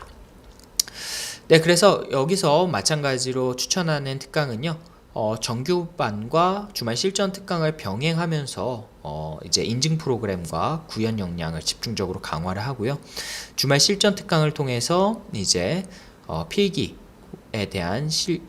필기에 대한 그런 감각과 실기 문제에 대한 역량 강화를 진행을 하고요. 그 다음에 필기 고득점 프로그램을 수강을 함으로써 조금 부족할 수 있는 실기 점수를 필기로 보완한다. 이렇게 보시면 될 것 같습니다. 네, 그래서 추천 과정은 주말 실전 특강 초등 과정과 그 다음에 필기 고득점 특강 초등 과정 이렇게 구성이 되어 있습니다. 네, 다음으로 이제 초등학생인데 이제 골드 1 이상 과정에 있는 친구다라고 하면은요, 이제 목표는 초등부 동상 이상 수상을 목표로 할 수가 있고요. 진단은 충분한 개념 학습과 구현 역량을 바탕으로 해서 실전 감각을 키우는데 초점을 맞춘다라고 보시면 될 것 같습니다. 그래서 첫 번째 전략은 특강 중심의 프로그램 운영으로 실전 감각을 키우고, 두 번째는 필기 고득점을 통한 수상 변수를 없앤다라는 부분입니다. 네, 그래서 주말 실전 특강을 수강함으로써 이제 필기에 대한 실전 감각과 실기 문제 해결 역량을 강화를 시키고요. 그 다음에 필기 고득점 특강을 통해서 상 색깔을 최대한 은상까지로 상 색깔을 한번 바꿔보는 그런 전략도 가능할 것 같습니다. 네, 그래서 이 친구 같은 경우에는 이제 정규 과정은 이제 진도는 다 나갔기 때문에 선택사항이라고 할 수가 있겠고요. 네, 그래서 추천 과정은 주말 실전 특강 반과 그 다음에 필기 고득점 특강을 추천드리도록 하겠습니다. 네, 다음으로 이제 초등학생인데 골드 2 이상 과정이다. 이런 친구들은 굉장히 이제 잘하는 친구들인 거죠. 그래서 초등부 이 친구들 같은 경우에 초등부 1차 대회 은상 이상 수상도 좀 목표로 해볼 수가 있고요.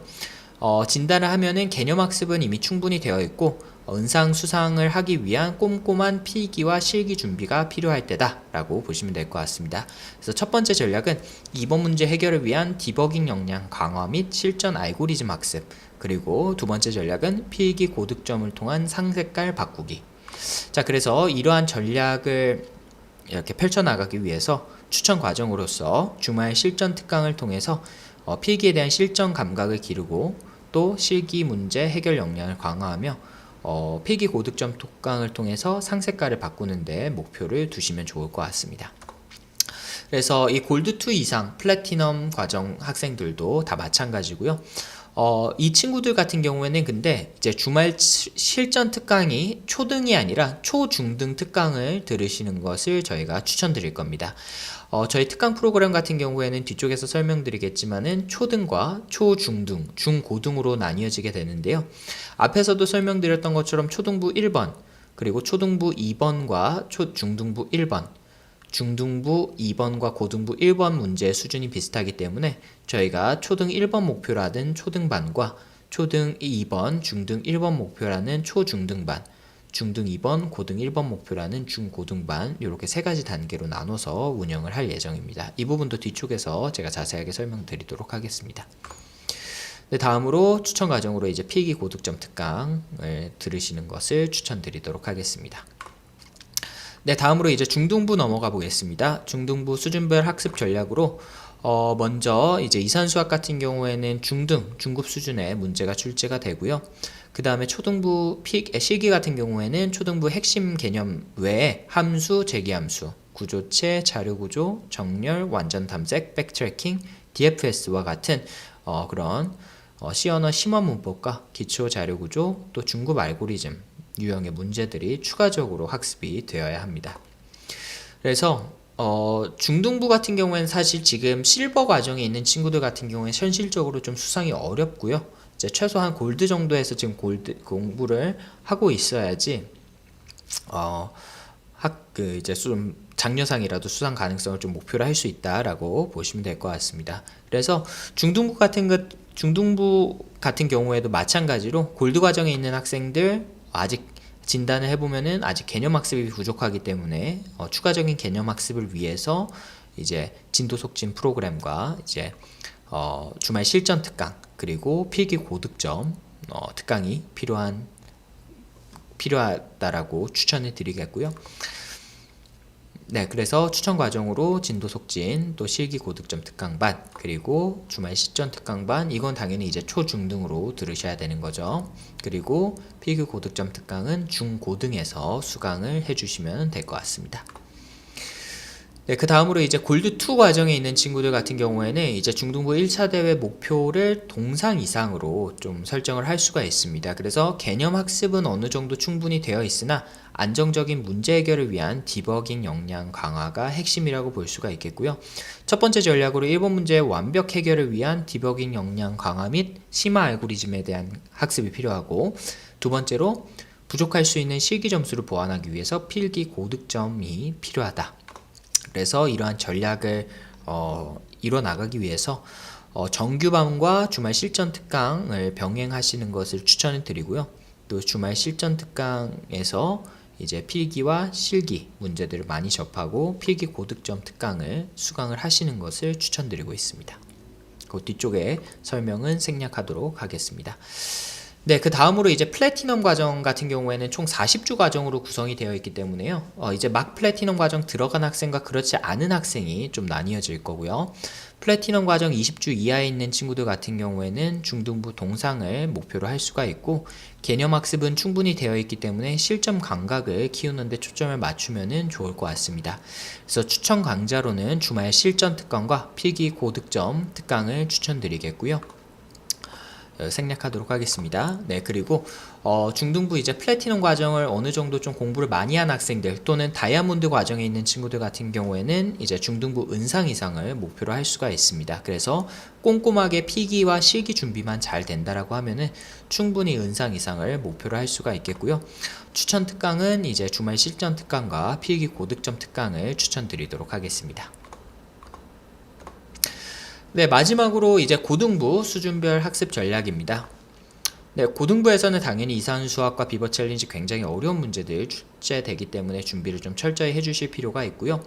그 다음에 초중등부의 알고리즘 핵심 개념들 외에 BFS와 이진 탐색, 우선순위 큐, 다이나믹 프로그래밍, 그리디 알고리즘과 같은 중급 자료고료와 고급 알고리즘에 대한 학습이 필수적으로 진행이 되어야 합니다.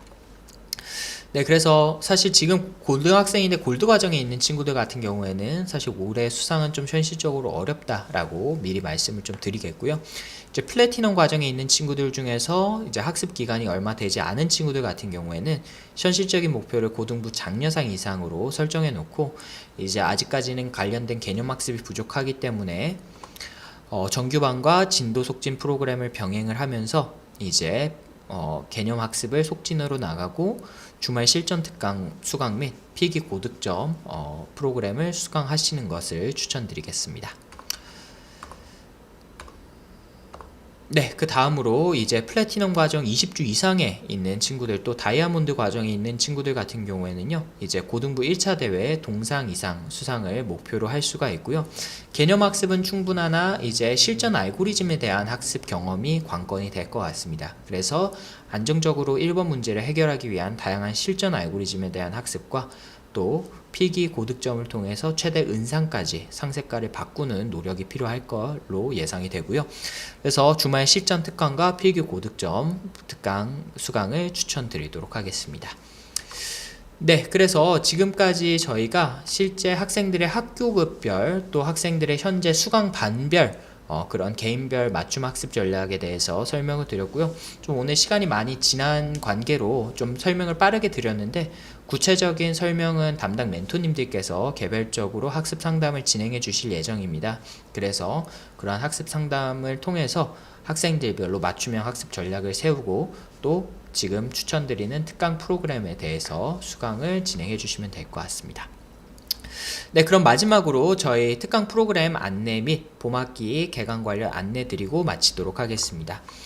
네, 먼저 첫 번째 프로그램은 앞에서도 설명드렸던 주말 실전 특강반입니다. 네, 주말 실전 특강반의 첫 번째 특징, 체계적인 학습 구조인데요. 주말 실전 특강반 같은 경우에는 학습 대상은 정보올림피아드 준비하는 모든 학생들이 대상이고요.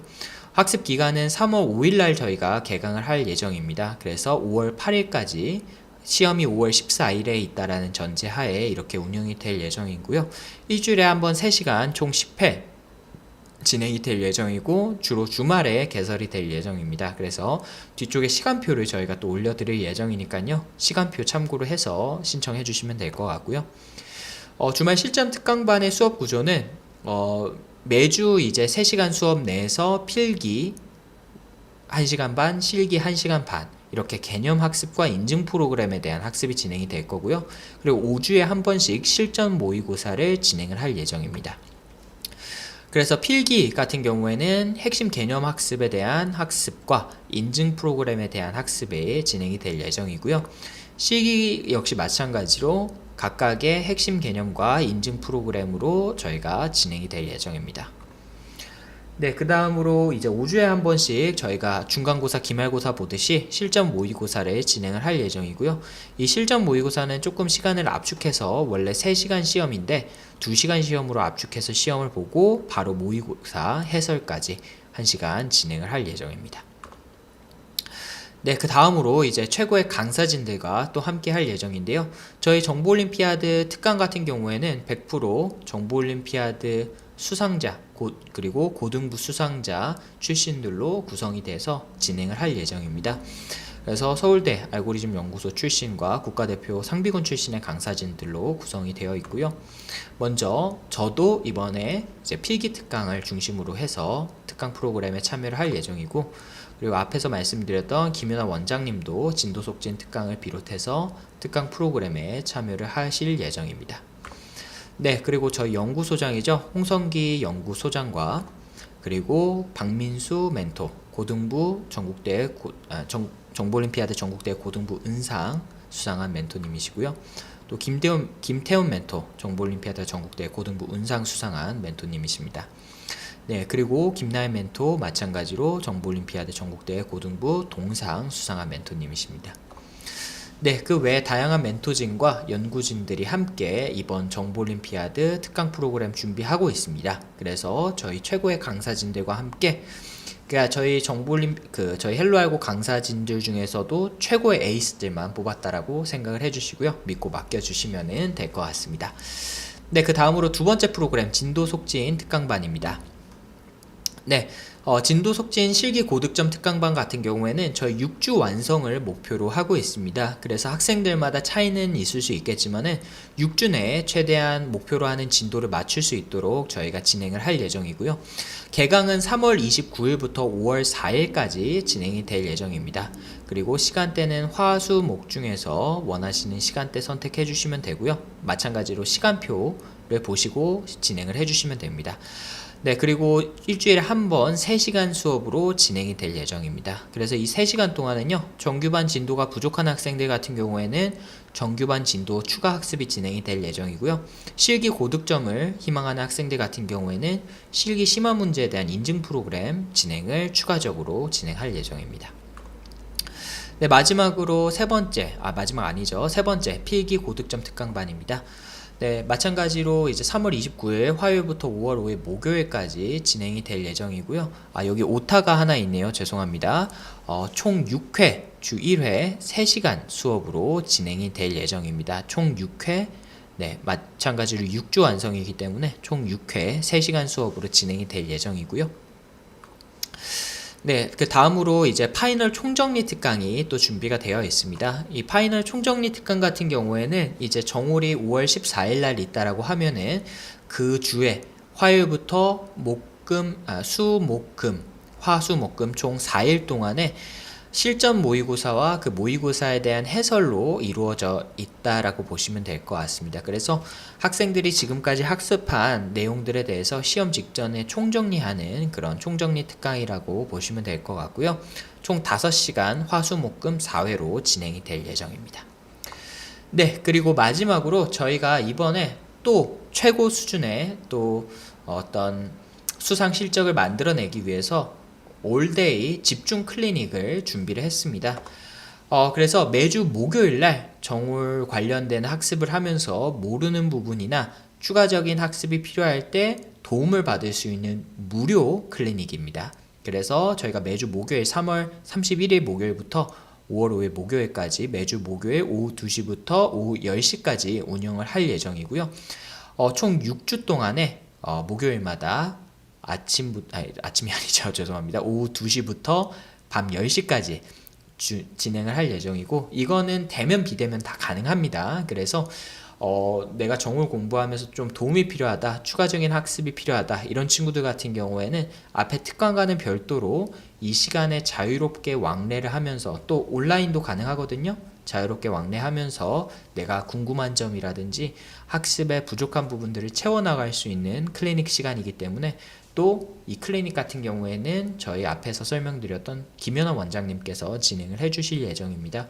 그래서 저희가 학생들의 수상 가능성을 조금이라도 더 높이기 위해서 이런 무료 클리닉도 준비를 했으니까요. 이번 정보올림피아드 준비는 꼭 헬로알고와 함께 해주시면 좋을 것 같습니다. 네, 그래서 헬로알고에서 정올 수상을 인증해드리겠습니다. 그래서 오늘 설명회를 들으시고 올해 정보올림피아드 헬로알고와 함께 준비하고 계신 학부모님들께서는요, 헬로알고 정규과정 또는 특강을 통해서 이번에 함께 수상을 해 나가시면 좋겠습니다. 네, 그래서 정보올림피아드 특강 프로그램 등록 안내 및 봄학기 등록 신청 안내 드리고 마치도록 하겠습니다. 네, 먼저 특강 프로그램 시간표입니다. 요거 혹시 듣고 계신 분들께서는 캡처해 주시거나 아니면은 다시 보기 또는 저희가 홈페이지에 개설을 하고 문자로도 안내를 드릴 예정이니까요. 이렇게 개설 시간이 있다라는 점 참고해 주시고요. 마찬가지로 이제 평일 진도 속진과 필기 고득점 그리고 파이널 총정리 특강 올데이 집중 클리닉 시간표까지 저희가 함께 정리를 해 놨습니다. 요거 캡처하시거나 아니면은 다시 보기 또 문자나 홈페이지에 게시된 걸 참고해 주시면 감사드리겠습니다. 네, 그리고 1차 대회 특강 프로그램 등록은요, 신규생 같은 경우에는 입학 테스트를 반드시 진행을 해주셔야지 학생에게 맞는 학습 로드맵을 제시를 해드릴 수가 있고요. 재원생 같은 경우에는 아까 말씀드렸던 그런 개인별 맞춤 학습 전략을 담당 멘토님들께서 한 분 한 분 전화를 드려서 진행을 할 예정입니다. 그래서 그 상담을 진행하시고 등록 신청을 해주시면 되고요. 네, 신규생분들이 입학 테스트 같은 경우에는 평일 오후 1시부터 오후 8시, 주말은 오전 10시부터 오후 8시까지 진행이 되게 됩니다. 그리고 이전에 다른 학원에서나 이렇게 학습을 하신 경험이 있으신 경우에는 이제 필기뿐만 아니라 실기에 대한 시험도 진행이 되기 때문에요. 그 시간까지 염두해서 와주시면 될 것 같고요. 온라인으로도 테스트 진행이 가능합니다. 네, 그래서 등록 기간은 다다음 주 목요일 3월 3일 목요일까지 저희가 접수할 예정입니다. 그래서 그 이전에 아마 이번 주와 다음 주까지 해서 담당 멘토님들이 학생들별로 학습 상담 진행 후에 특강 프로그램에 대한 안내 드릴 거고요. 그걸 바탕으로 해서 저희 학원 쪽으로 등록 신청 주시면은 저희가 접수해 드리도록 하겠습니다. 네, 그리고 저희 이제 봄학기도 곧 열리게 됩니다. 그래서 봄학기 저희 이제 2월 26일 다음 주 토요일 날 개강을 하게 되고요. 이제 봄학기 개설 예정 과정은 프로세싱 프린시플 과정과 A스쿨 프로세싱 과정, 그리고 정보올림피아드 정규 과정과 유사코 미국 정보올림피아드 과정, 그리고 AP 컴퓨터 사이언스 A 대비 과정까지 개설이 예정되어 있습니다. 그래서 정보올림피아드 브론즈 과정 같은 경우에는 토요일 오후 1시, 일요일 오후 1시, 일요일 오후 7시 개설 예정이고요. 그리고 A스쿨 과정 같은 경우에는 프린시플 과정은 토요일 오후 4시부터 6시, 일요일은 오후 1시부터 3시 신규반, 그리고 프로세싱 과정은 토요일 오후 1시부터 3시 반, 일요일 오후 4시부터 6시 반 개설 예정입니다. 그래서 이번에 설명해 들으시고 정보올림피아드 준비를 해야 되기는 하는데 이제 막 시작하는 단계에서 특강을 듣기는 조금 어려울 것 같다 라고 하시는 분들께서는 이렇게 새롭게 개강하는 정규반 위주로 먼저 상담 주시면 감사드리겠습니다. 네, 그래서 마찬가지로 앞에서 설명드렸던 것처럼 모든 신규생분들 같은 경우에는 저희 반드시 입학 테스트를 진행을 해주셔야 됩니다. 그리고 입학 테스트 비대면으로도 진행이 가능하시고요. 앞에서 설명드렸던 시간표 참고하셔서 헬로알고로 문의 주시면은 대면 또는 비대면으로 입학 테스트 안내 드리도록 하겠습니다. 네, 그래서 겨울학기 신규 수강 신청 마감은 2월 22일 화요일 날까지 다다음 주 화요일까지 진행이 될 예정입니다. 그리고 모든 입학 문의 및 입학 테스트 신청은 전화 상담을 통해서 진행이 될 예정이니까요. 아래 보이시는 번호로 문의 주시면 감사드리겠습니다. 네, 그리고 진짜 마지막입니다. 네, A스쿨 저희 또 무료 시범 수업 진행이 예정되어 있습니다. 그래서 저희 무료 체험 수업은 저희 A스쿨 프린시플 과정으로 진행이 될 예정이고요. 수업 내용은 내 손으로 만드는 게임과 예술 작품입니다. 그래서 요즘 대세인 디지털 아트 만들기 프로젝트와 날라오는 폭탄을 피해야 되는 그런 게임 만들기 프로젝트로 시범 수업 준비되어 있으니까요. 관심 있으신 학부모님들의 많은 참여 부탁드리겠고요. 무료 시범 수업 일정은 다음 주 화요일 2월 22일 오후 3시부터 5시, 그리고 직장이 좀 늦게 끝나시는 학부모님들을 위해서 23일 수요일 밤 시간 오후 7시부터 9시로 준비를 했습니다. 그래서 시범 수업은 선착순으로 진행이 되고 정원 8명입니다. 오늘 설명해 보시고 또 저희가 내일 안내 문자 드릴 예정이니까요. 안내 문자까지 보시고 전화로 학원으로 연락 주셔서 신청해 주시면은 접수 도와드리도록 하겠습니다. 네, 그래서 오늘 이렇게 벌써 시간이 1시간 40분이나 지났네요. 근래 또 한 설명회 중에서 가장 긴 설명회가 아니었을까 싶은데요. 어떻게 설명에 도움이 많이 되셨을까요? 네, 그래서 올해 정보올림피아드 준비하시는 분들, 또 정보올림피아드 준비를 계획하고 계신 학부모님들께 오늘 설명드렸던 내용이 잘 전달이 되고 도움이 되셨기를 바라고요. 오늘 설명의 이후에 올해 정보올림피아드 저희와 함께 준비해서 좋은 결과를 만들어 보고 싶다라고 하시는 학부모님들께서는요, 오늘 설명회 끝나고, 오늘 이제 설명회가 좀 길어져서 시간이 늦었으니까요, 내일 오후 1시 이후에 전화 주시면은 저희가 자세하게 상담 드리도록 하겠습니다. 네, 그럼 오늘 이것으로 설명회 마치도록 하겠습니다. 감사합니다.